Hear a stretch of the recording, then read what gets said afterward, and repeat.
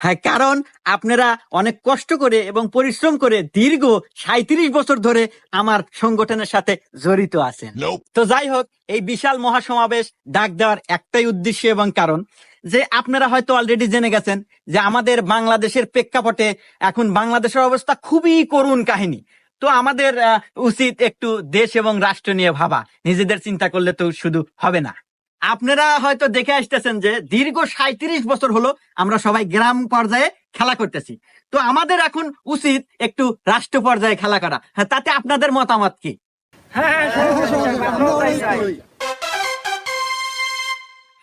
তো যাই হোক, আপনাদের উল্লাস দেখে আমার মনটা খুশিতে ভরে গেল, কারণ আপনাদের মনোবল অনেক শক্ত।